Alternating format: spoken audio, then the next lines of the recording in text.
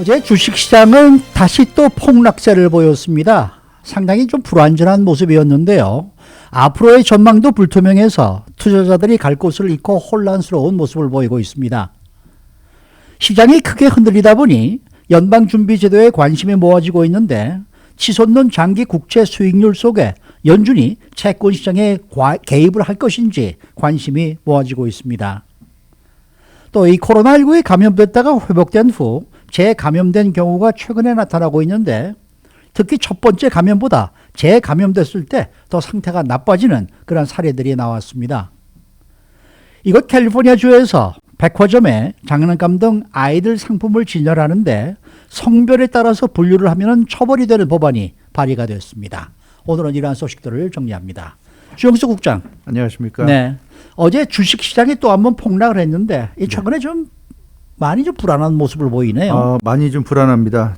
주식시장이 앞서 말씀하신 대로 장기 채권 이자율이 네. 이제 오르면서 아무래도 그 영향을 받아서 계속 좋지 않다가 제롬 파월 연준 의장이 연방상원과 연방하원에서 잇따라 이틀 연속 강력한 발언을 하면서 시장의 불안감을 잠재우고 네.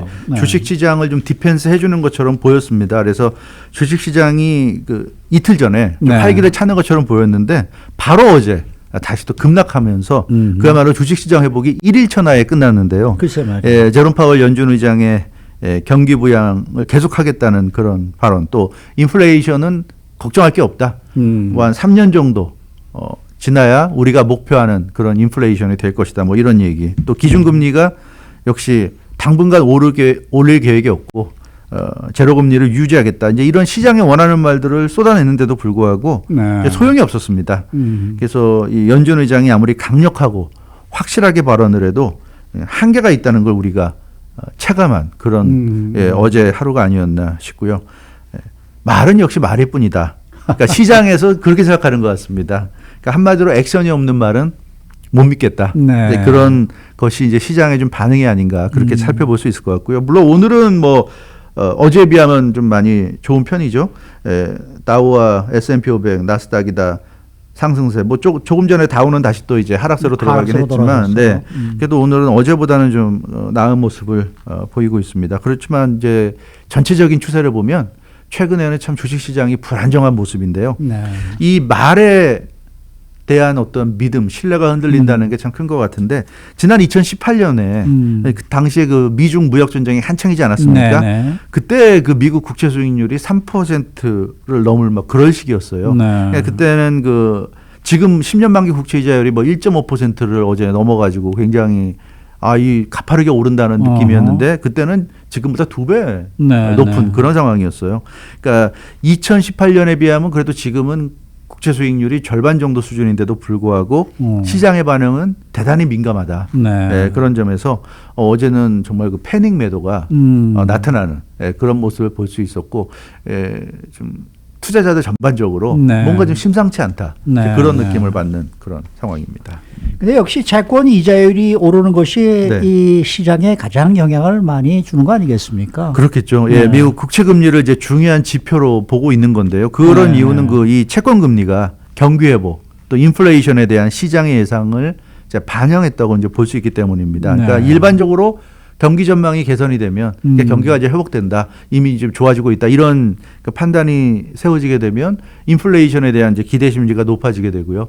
그러면 그 결과에 따라서 이런 금리가 좀 상승하는 그런 상황인데 이 국채 금리가 그래서 지금 오르고 있다. 지금 현재 아무리 연준 의장은 미국 경제가 잘 뜯어보면 그게 좋지 않다.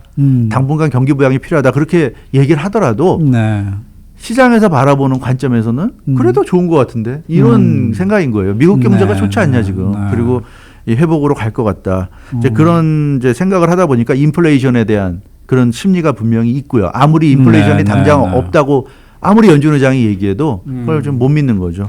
그러다 보니까 국채 금리가 상승하게 되는데 국채 금리가 상승하면 이제 해외 자본이 들어올 가능성이 높습니다. 근데 이제 채권 이자율이 오르게 되면 경기 회복이나 또 인플레이션 가능성을 이제 생각하지 않을 수가 없는 거잖아요. 그래서 기준금리 이제 인상까지 아무리 아니라고 기준금리를 당분간 제로금리로 유지하겠다고 하지만 모든 상황이 이렇게 흘러가면 연준의장도 뭐 도리 없는 거예요. 그래서 네. 기준금리 인상 가능성까지도 아마 많은 사람들이 생각을 하는 것 같은데 왜냐하면 2018년 그 미중 무역 전쟁 때 국채금리가 3%막 이렇게 가니까 그때도 제롬 파월 의장이 금리 안 올린다 그러다가 결국 올렸고요. 올렸어요. 5번 연속인가 올렸어요. 그렇죠. 네, 그렇기 때문에 사람들이 그걸 다 기억하고 있어요. 네. 네, 그렇기 때문에 그래서 제롬 파월 의장이 아니라고 하지만 그러나 또 상황이 달라지면 네. 또 언제 또 기준금리 그렇죠, 올릴지 그렇죠. 모르겠다. 이런 걱정들을 지금 하는 것 같습니다. 네. 그래서 안전자산에 돈을 넣는 것도 좀 택하기 어려운 게 지금 사실이에요. 그러니까 어제 같은 경우 보면 주식만 문제가 된 게 아니라 뭐 금이나 채권이나 비트코인 모두 약세였습니다. 네. 그러니까 어디에 투자를 해야 할지 지금 판단이 서지 않는 좀 막막한 상황. 그게 지금 투자자들의 마음인 것으로 보이고 있고요. 그러다 보니까 섣불리 어디다 지금 돈을 넣기가 두려운 거죠. 그래서 돈이 갈 곳을 잃었다 이렇게 말씀드릴 수가 있겠고 또 하나는 그 매수 시점을 잡기가 어려운 거예요. 주식 시장에서 사실은 주식의 고수들, 주식을 잘하는 사람들은 주식이 폭락하면 이제 주식을 사야 될 때구나 네, 그렇게 네. 느끼잖아요. 네. 근데 이게 갑작스럽게 폭락하는 경우에는 저점을 잡아서 매수하고 또 주식 시장의 생리상 갑작스럽게 떨어지면 또 갑작스럽게 올라가는 경우가 많기 때문에 그런데 지금 이번처럼 뭔가 주식 시장이 계속 지금 하향세를 타고 있단 말이에요. 그리고 국채금리는 계속 지금 오르고 있는 이런 상황. 이러다 보니까 섣불리 매수하기가 어렵다. 지금 네. 이게 과연 저점인지를 판단을 못하는 거죠. 네. 그래서 사람들이 일단 캐시를 일단 뽑아놓고 뭐 주식이건 뭐 금이건 뭐건 간에 다 일단 뽑아놓고 캐시화해놓고 자기 자산을 캐시화해놓고 있는 상황이다. 이 캐시를 어딘가에는 투자를 해야 되는데 지금은 모르겠다는 거예요. 어디에 투자해야 될지. 그러니까 좀 관망을 하겠다. 그런 차원에서 어제도 그런 좀 폭락세가 나오지 않았는가. 이제 그런 분석입니다. 이 백약이 무효라는 말이 있지 않습니까? 연준 의장이 나서는데도 이렇게 시장이 흔들리면은 네. 참으로 난감하다 이런 생각이 들어요. 그럴 수밖에 없어요. 네. 한마디로 얘기하면 계속 말씀드리지만 시장이 연준 의장 말을 못 믿겠다는 거죠. 이제 그렇게 볼 수밖에 없습니다. 그래서 제롬 파월 의장은 계속 경기 부양을 하겠다.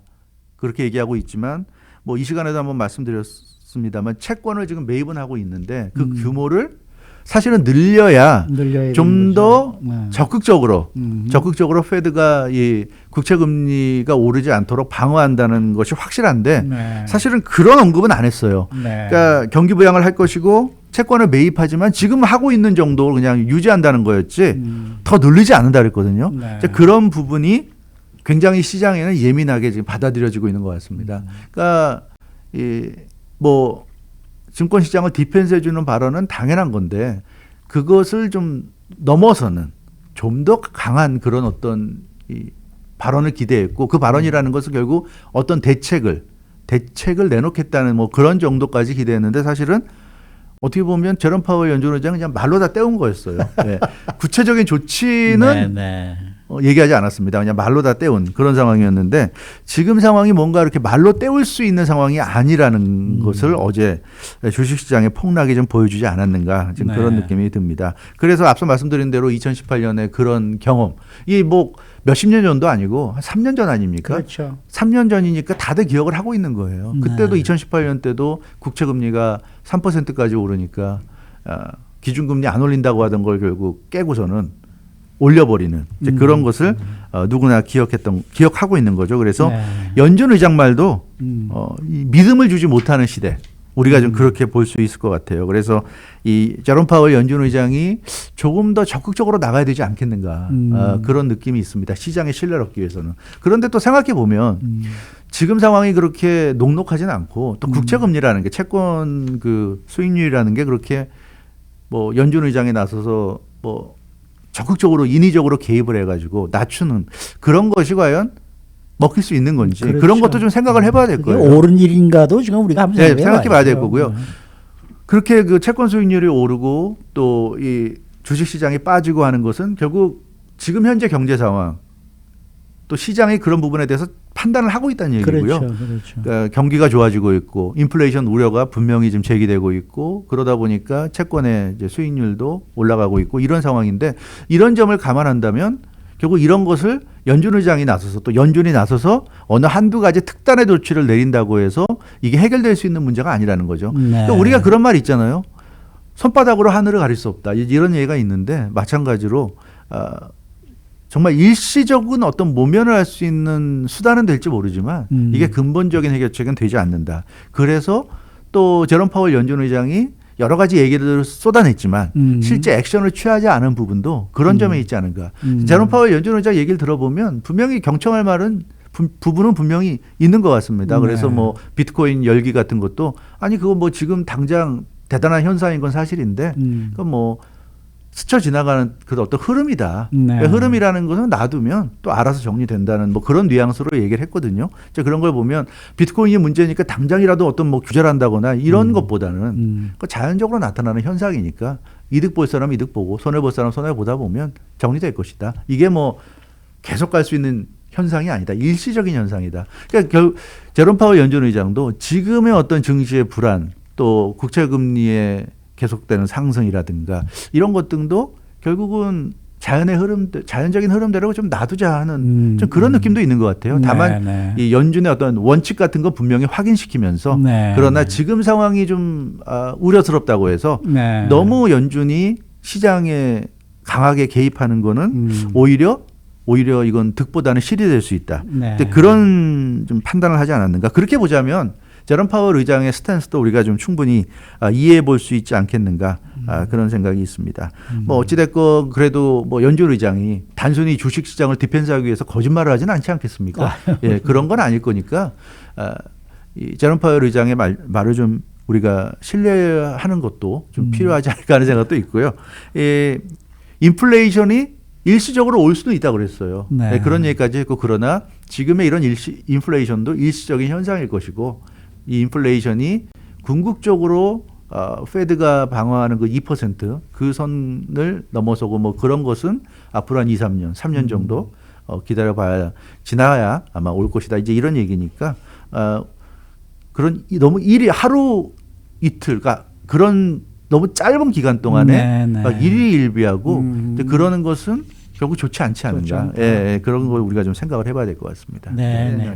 최근 들어서 이 코로나19 재감염 사례들이 나타나고 있습니다. 그렇습니다. 이 코로나19에 감염됐다가 회복된 사람들 중에 일부가 이제 다시 코로나에 감염되는 것으로 이제 나타났다는 소식인데요. 네. 연방질병통제예방센터 CDC가 어제 이 새로운 코로나19 관련한 연구 결과 스타디 결과를 발표했는데 일부 그 코로나19 감염자들이 회복 후에 재감염됐다는 것입니다. 그러니까 재감염의 의미는 코로나19에 감염된 사람이 코로나19 테스트에서 음성 판정을 받고 확실하게 코로나19 바이러스를 극복한 상태에서 다시 코로나19에 감염되는 것을 의미합니다. 그러니까 예전에도 이런 얘기 있었는데 결국 지나보면 이게 정말 진정한 의미의 재감염이 아니라 완전하게 회복되지 못하고 몸 안에 코로나19 바이러스가 남아있다. 그러니까 한창 활성화될 때는 정말 증상도 나오고 안 좋다가 그 상당 부분이 뭐 빠져나가거나 사라지면서 이제 나은 줄 알았는데 사실은 몸 안에 남아있던 일부가 다시 또 이제 시간이 지나서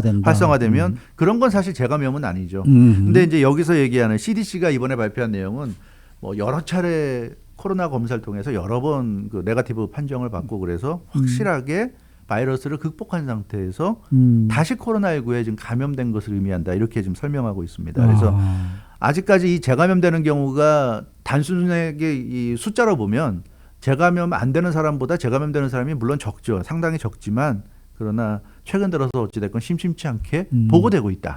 이렇게 CDC가 전했습니다. 근데 우리가 보통 이 감염되며 됐다가 이제 회복이 되면은 항체가 생긴 걸로 알고 있지 않습니까? 그렇죠. 그럼 어떻게 재감염이 가능하죠? 그렇죠. 그게 좀 충격적인 부분이죠. 뭐 코로나 바이러스뿐만 아니라 모든 바이러스에 감염됐다가 회복이 되면 기본적으로 인간은 이제 항체를 몸 안에 갖게 되는데요. 그렇죠. 근데 이번에 그 CDC가 발표한 내용을 보면 켄터키에 있는 한 널싱홈에서 20명의 거주자들, 5명의 헬스케어 워커들이 작년 7월 중순에서 8월 중순 사이에 이제 감염됐고요. 그리고 이제 이 사람들이 이제 회복이 됐는데 두 번째 감염이 작년 10월 말부터 12월 초까지에 걸쳐서 일어났습니다. 그때는 이제 더 규모가 커져서 85명의 거주자들과 43명의 헬스케어 워커들이 각각 확진 판정받았는데 네. 이 여름에 감염됐던 거주자들이 겨울에도 감염된 것으로 나타났다고 그럽니다. 네, 네. 그러니까 7, 8월에 걸렸던 사람이 지금 10월부터 12월 사이에 또 감염된 건데 네, 네. 이 간격이 한 90일 조금 넘었다고 그래요. 그러니까 한 3개월 정도 사이에 이렇게 또 감염된 겁니다. 그래서 이 말씀하신 대로 바이러스에 감염됐다가 회복되면 항체가 생겨서 이제 면역력이 맥시멈 상태가 되지 않습니까? 글쎄, 그렇게 그래서 얘기하죠. 이 코로나19 바이러스에 이제 백신을 맞은 것과 같은 효과가 나오기 때문에 코로나19 바이러스의 그 피해를 입지 않는다. 이제 우리가 이렇게 알고 있는데 그럼에도 불구하고 3, 4개월 만에 다시 감염됐다. 결과적으로 이렇게 나왔기 때문에 이건 참 충격적이다. 이건 좀 더 연구가 필요하지 않은가. 이 부분을 명확하게 해야 우리가 백신을 맞아야 되는지, 맞으면 얼마나 자주 맞아야 되는지 이런 게 좀 더 규명이 될 수 있을 것 같습니다. 네. 근데 어떻게 이런 일이 가능한 건지 상당히 궁금해요. 그렇죠. 이 항체가 생기고 면역력이 강화가 됐을 텐데. 그러니까 지금까지 우리가 알고 있는 어. 지금까지 여러 스타디를 통해서 알려진 내용을 보면 그 항체, 이게 자연 항체든 또는 백신 주사를 맞고 생기는 항체든 몸에 항체가 생기면 이게 항체라는 게 갑자기 확 이렇게 세게 되는 게 아니라 점점, 그러니까 물을 틀어놓으면 물이 처음엔 찬물이 나오다가 시간이 지나면서 점점 물이 뜨거워지고 나중에 가서는 아주 손을 댈 수 없이 그렇죠. 정도로 뜨거워지잖아요. 네. 마찬가지예요. 그러니까 뭘 가열을 했을 때 바로 뜨거워지는 게 아니라 서서히 가열되듯이 이 백신도 마찬가지입니다. 그래서 이 자연적인 항체나 백신 항체나 보통 3개월 정도 됐을 때가 맥시멈이라고 그래요. 가장 효과가 좋다. 뭐 이렇게 우리가 알고 있는데 지금 3개월여 만에 지금 항체가 사라진 것 같은 그런 상황인데 그래서 지금 CDC가 내놓은 것은 대략 3가지 분석입니다. 그러니까 면역력이 생겼다가 90일 전에 사라졌을 가능성이 하나고요. 아하. 항체가 생기기는 했지만 적은 양이 형성됐기 때문에 제대로 역할을 못했다. 아하. 그래서 또 걸렸다는 게 두 아하. 번째. 세 번째는 아예 항체가 형성되지 않은 경우. 아하. 뭐 이 세 가지 중에 하나일 것이다. 이렇게 지금 보고 있는데 네, CDC가 얘기하는 건 어느 경우건 예외적으로 일어날 수 있다. 그러니까 모든 일은 이 세상의 모든 일은 예외라는 게 있기 때문에 네, 그렇기 때문에 지금 말씀드린 이 3가지 중에 하나가 일어날 수 그렇겠네요. 있는 가능성은 있다는 얘기예요. 네, 네. 근데 이제 CDC가 이번 연구에서 주목하는 것은 증상입니다.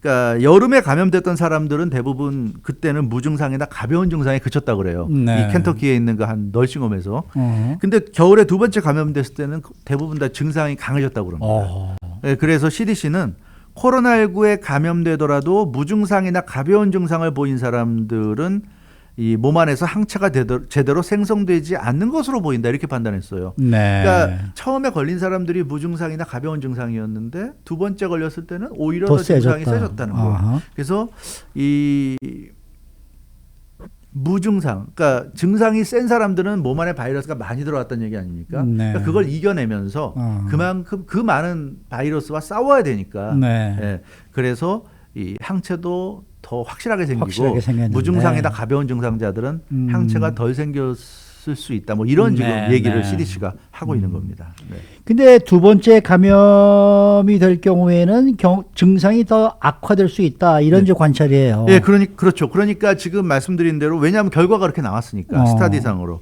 그러니까 감염돼서 많이 아팠던 사람들이 앞서 말씀드린 내용의 이제 연장선인데 첫 번째 감염돼서 많이 아팠던 사람들은 정말 힘들었지만 그 과정을 극복하고 회복이 되면 몸 안에 많이 바이러스가 들어왔고 그 바이러스들이 활성화돼서 몸을 힘들게 했는데 그러니까 내 몸에서도 그렇게 힘든 바이러스를 이겨내기 위해서는 항체도 어마어마하게 나와야 되잖아요. 네, 그러니까 네. 그만큼 항체 생성도 아주 활발하게 된다는 얘기입니다. 그러니까 아팠던 만큼 항체도 더 확실하게 생겼을 가능성이 높다는 얘기고요. 반면에 무증상이나 가벼운 증상을 겪고 회복된 사람들은 애당초에 항체도 약할 수밖에 없다는 얘기예요. 왜냐하면 약하니까 몸 안에 들어온 바이러스가 거의 활성화되지 못했다거나 아주 약하게 활성화됐다 그러면 내 몸의 항체도 많이 만들 이유가 없잖아요. 필요가 없는 거예요.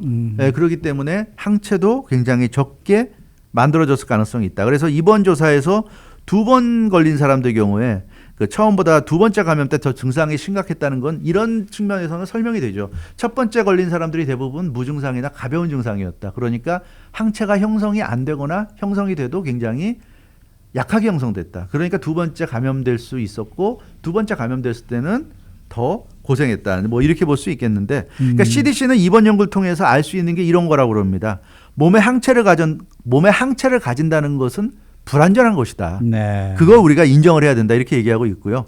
그러니까 방역수칙 준수 등을 비롯해서 바이러스 전파를 막을 수 있는 전략을 가져야 한다고 지금 조언하고 있습니다. 이거는 자연적인 항체나 백신 항체나 마찬가지예요. 그러니까 백신으로 맞아서 항체가 생기더라도 그것도 뭐 완벽할 수는 없는 거고요.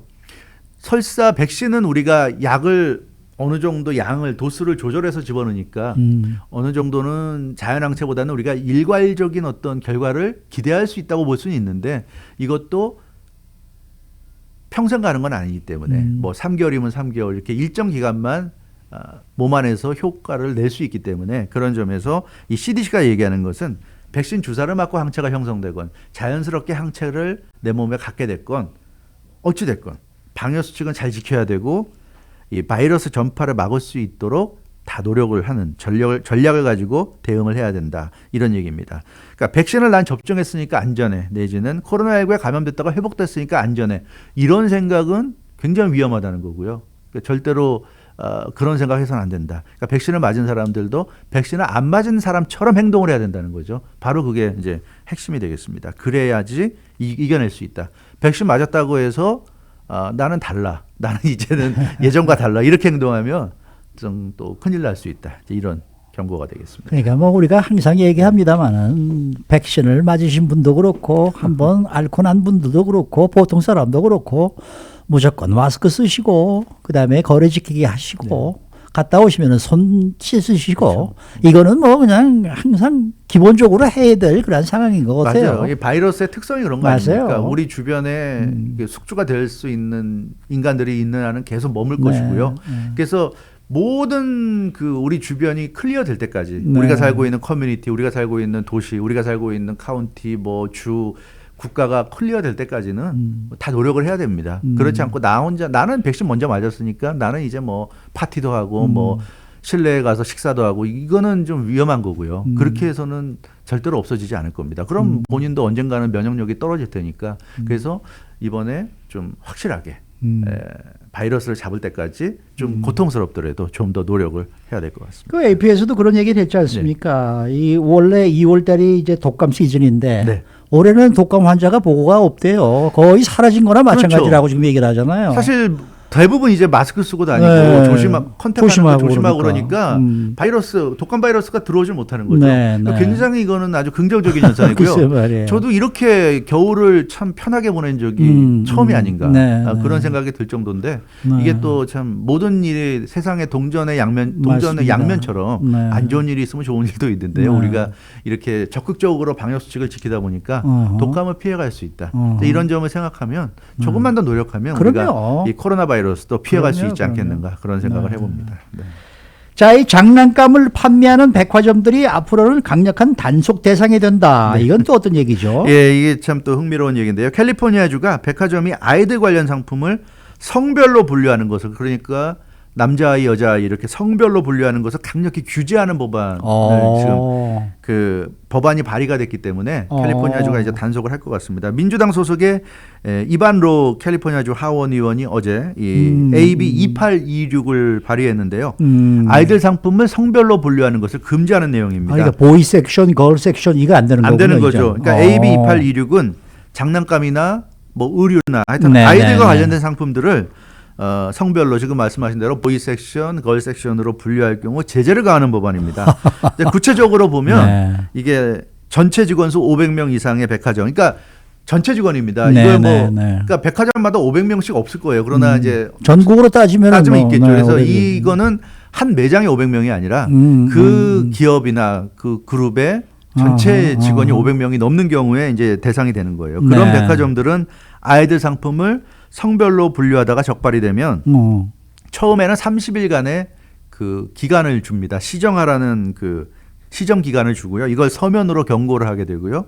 이 30일 기간 동안에 시정이 이루어지지 않으면 $1,000의 벌금이 부과된다고 합니다. 네, 그래서 이 아마 영세한 데는 제외하고 어느 정도 규모가 있는 백화점들을 이제 규제하기로 한 것 같은데요. 백화점들은 아이들 상품을 교체하거나 그럴 필요는 없다고 그럽니다. 그렇지만 진열을 할 때 전통적인 분류 방식인 보이스 걸스로 하지 말라. 이게 이번에 캘리포니아 새로운 그 AB 2826의 그 핵심 내용이 되겠습니다. 아니, 이제 도대체 왜 그러는 거예요? 그러니까 그 궁금하죠. 왜 그렇게 할까? 뭐 보이스 걸스로 나눠서 문제가 되나 이런 생각이 들 텐데 이반로 주하원 의원이 이런 법안을 만들게 된 데는 그 자신의 스텝 중에 한 명의 얘기가 결정적인 계기가 됐다고 그럽니다. 이게 어떤 거냐면 이 스텝이 딸이 있는데 딸과 함께 백화점에 쇼핑을 갔는데 딸이 자신에게 한 질문이 이 스텝에게는 너무나 충격적이었고 이걸 자신이 모시는 그 이반로 주하원 의원에게 얘기했고 그 결과 이런 법안이 만들어졌는데 뭐라고 그랬냐면 네. 백화점에서 딸이 그랬다고 그럽니다. 내가 사고 싶은 물건들은 왜 다 보이 섹션에만 있냐고 그렇게 하하. 물어봤다고 그래요. 네. 이 거리. 그래서 사실은 다들 무심코 지나가는 건데 그러니까 이 어린아이 마음에는 자기가 보이고 거린 건 중요한 게 아니고요. 자기가 그냥 갖고 싶은 물건이 왜 죄다 보이에만 있고 거래는 없느냐. 이걸 물어봤던 거예요. 그러니까 이 얘기를 들으니까 굉장히 충격이 됐다고 그럽니다. 그래서 이제 이 얘기를 이제 아마 그 이반로 주하원 의원과 얘기하면서 나눴던 것 같은데 이반로 의원도 이 얘기를 듣고 굉장히 충격을 받았다고 그래요. 아, 그렇구나. 그래서 이 백화점의 아이들의 그 상품을 성별로 분리하는 것을 좀 금해야 되겠다. 그러니까 이게 무슨 얘기냐면 아이들의 시각에서 아이들이 자라면서 어릴 때부터 남자다 여자다 하는 거 이렇게 구별이 돼가지고 자라는 것은 좀 요즘 같은 시대에는 타당하지 않은 것 같다. 뭐 한국의 옛말에 뭐 그런 말 있잖아요. 남녀가 유별하다 이런 말이 있는데 사실 요즘은 그런 건 아니잖아요. 그러니까 아이들이 하고 싶은 거 원하는 거는 사실은 성별이 사실 중요할 수는 없는 거잖아요. 이 세상에 남자만 할 수 있고 여자만 할 수 있는 거는 그런 건 있을 수가 없는 거잖아요. 뭐 남자도 예를 들어서 발레를 할 수도 있고 그럼 남자아이가 발레복을 구할 수도 있는 거고 예를 들면 여자아이가 축구를 할 수도 있고 그럼 여자아이가 뭐 축구화를 할 수도 있고 그러니까 예를 든다면 어릴 때부터 우리가 은연중에 사회적으로 우리가 이렇게 이 무언가를 강요하고 억압하는 것 아니냐. 그러니까 그런 틀을 좀 벗어던지게 해줘야 되겠다. 그러니까 아이들은 자라날 때 어떤 본인의 어떤 상상력이나 이런 데서 제한을 받아서는 안 된다. 어른들이 정해놓은 그런 틀 안에 막 얽매여서는 안 된다. 자유롭게 상상하고 자유롭게 생각하고 발전할 수 있어야 된다. 그런 차원에서 이렇게 이 백화점 내에 보이 섹션, 걸 섹션을 없애자 이런 그 아이디어가 나오고 법안까지 발의가 됐고요. 지금 뭐 나오는 얘기 들어보니까 캘리포니아 지역의 백화점들이 그래서 속속 진열 구조 바꾸고 있다고 합니다. 그래요? 왜냐하면 뭐 캘리포니아는 주 하원이나 주 상원이다 민주당이 지금 장악을 하고 있기 때문에 민주당 의원이 발의했고 그러면 뭐 이변이 없나 통과될 가능성이 크네요. 있다 이렇게 좀 생각을 하는 것 같아요. 네, 그래서 백화점들이 벌써부터 이렇게 바꿔나가고 있다고 하는데 아무튼 흥미로운 저는 뭐 이게 또 어린 아이들 사회에서도 뭐 성소수자 차별을 없애자 뭐 이런 걸로 생각을 했었는데 그렇게까지 심각한 건 아니었네요. 그런 건 아니고요. 차별 없애자보다도 아이들이 이 어린 나이부터 자연스럽게 남자는 뭐 남자다운 어떤 생각, 여자는 여자다운 뭐 그러니까 은연중에 그런 것에 얽매인다는 거죠. 이런 것들이 그렇게 만들어 버린다는 건데 이제 그런 부분을 우리가 좀 없애주자. 그런 것이 오히려 아이들에게도 좋고 그런 아이들이 창조력을 발휘한다면 우리 인간 사회도 좋지 않겠는가. 뭐 이런 차원에서 이런 법안을 발의한 것 같은데 아마 그러나 또 사람들마다 생각은 또 다를 것 같아요. 이런 걸 보는 받아들이는 사람들 생각은 다르겠지만 어쨌든 그 의도는 지금 그렇다고 그럽니다. 어쨌든 세상은 이렇게 많이 변하고 있습니다. 수고 많으셨습니다. 주영식 국장이었습니다.